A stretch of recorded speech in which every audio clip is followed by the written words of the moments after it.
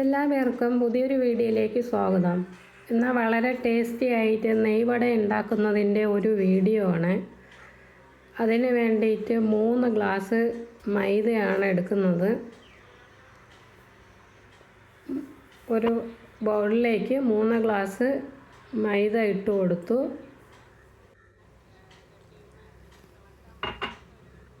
ഇനി ഇതിലേക്ക് 1 സ്പൂൺ പഞ്ചസാര ഇട്ട് കൊടുക്കാം. 1 നുള്ള് ഉപ്പ്,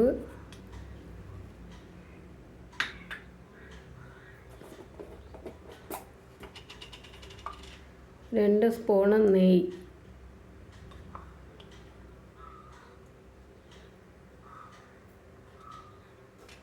ഇനി 1 സ്പൂൺ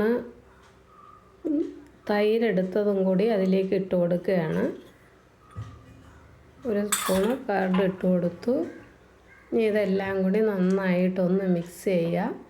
ഇങ്ങനെ മിക്സ് ചെയ്ത് മാവ് ഒരു നനഞ്ഞ പരുവത്തിലാവണം. ഇതിലേക്ക് ഇനി ഒരു 2 സ്പൂൺ നെയ്യും കൂടി ഇട്ട് കൊടുക്കാം.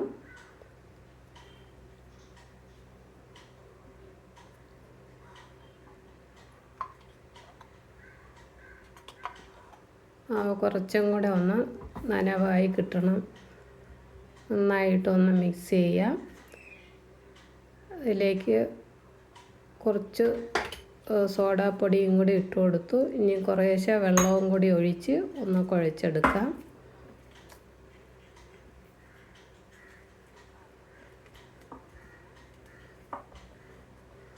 ചപ്പാത്തിക്ക് കുഴയ്ക്കുന്നത് പോലെ ആ ഒരു പാകത്തിന് കുഴച്ചെടുക്കാവുന്നതാണ്. അതിനേക്കാളും കുറച്ചും കൂടി സോഫ്റ്റ് ആയിരിക്കണം. നമ്മളെ കയ്യിലോ ഒട്ടുകയോ പാത്രത്തിൽ ഒട്ടാതെയോ ഇരിക്കുന്ന ഒരു പാകത്തിന് വേണം എടുക്കേണ്ടത്. കയ്യിലൊന്നും ഒട്ടില്ല. ഇനി ഇതിൻ്റെ മുകളിലേക്ക് കുറച്ച് നെയ്യോ ഓയിലോ പുരട്ടി ഒന്ന് ഒരു 30 മിനിറ്റ് റെസ്റ്റ് ചെയ്യാൻ വയ്ക്കാം.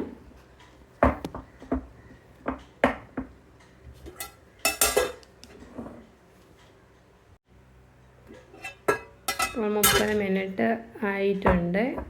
ഇപ്പം മാവ് വളരെ സോഫ്റ്റ് ആയിട്ടിരിക്കുകയാണ്. ഇത് 1 ഗ്ലാസ് പഞ്ചസാര എടുത്തിട്ടുണ്ടായിരുന്നു. അതിൽ നിന്ന് 2 സ്പൂണ് നന്നായിട്ട് പൊടിച്ചെടുത്തിട്ടുണ്ട്. ബാക്കിയുള്ള പഞ്ചസാര ഒരു പാത്രത്തിലേക്ക് ഇടുക. എന്നിട്ട് അതിലേക്ക് 1/2 ഗ്ലാസ് വെള്ളം ഒഴിച്ച് നന്നായിട്ടൊന്ന് അലിയിപ്പിച്ചെടുക്കുക. നല്ലപോലെ തിളച്ച് അതിലേക്ക് 1 സ്പൂൺ ഏലക്കപ്പൊടിയും കൂടി ചേർത്ത് കൊടുത്തു. ഈ പഞ്ചസാരയെല്ലാം നല്ലപോലെ അലിഞ്ഞ് കിട്ടണം. വെള്ളം കുറുകണമെന്നില്ല. പഞ്ചസാര മൊത്തത്തിലൊന്ന് അലിഞ്ഞ് കിട്ടിയാൽ മതിയാകും.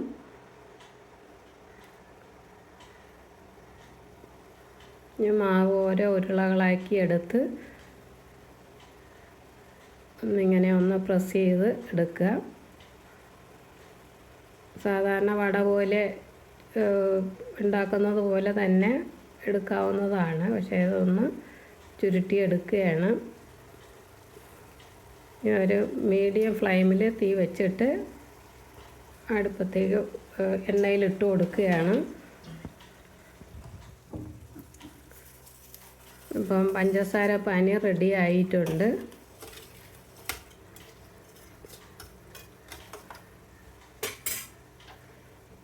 സ്റ്റവ് ഓഫാക്കാവുന്നതാണ്.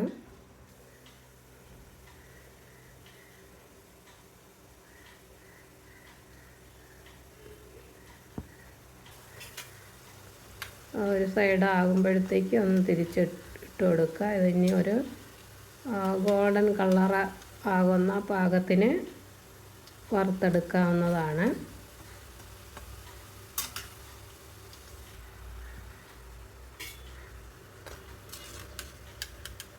ഇത് കോരിയെടുക്കാവുന്നതാണ്. ഇത് മീഡിയം ഫ്ലെയിമിൽ മാത്രമേ വറുക്കാവൂ. എങ്കിലേ അപ്പോൾ എല്ലാം നല്ലപോലെ വെന്ത് കിട്ടുകയുള്ളൂ.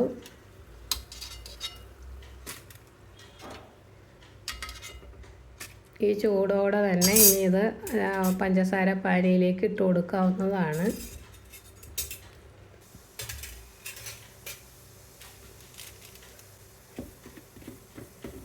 പഞ്ചസാര പാനിയിലിട്ട് തിരിച്ച് മറിച്ച് ഒരു 10 മിനിറ്റ് പാനിയിലിട്ടേക്കുക. എങ്കിലേ അകത്തോട്ടും എല്ലാം ഇതിൻ്റെ ജ്യൂസ് ഇറങ്ങി നല്ല മധുരം കിട്ടുകയുള്ളൂ.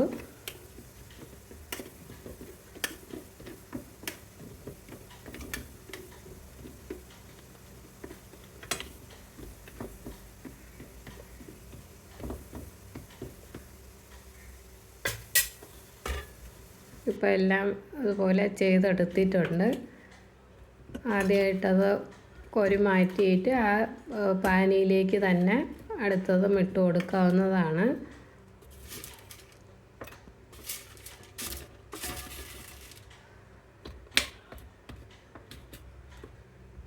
ലാസ്റ്റ് പൊടിച്ചു വെച്ച പഞ്ചസാര അതിൻ്റെ മുകളിലേക്ക് തൂറ്റി എടുക്കാവുന്നതാണ്. കുട്ടികൾക്ക് വളരെ ഇഷ്ടപ്പെടുന്ന ഒരു സ്നാക്സാണത്.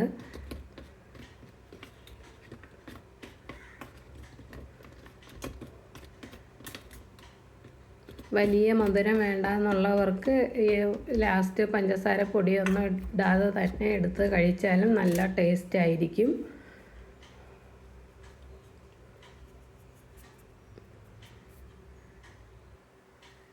ഒന്ന് മുറിച്ച് നോക്കുക.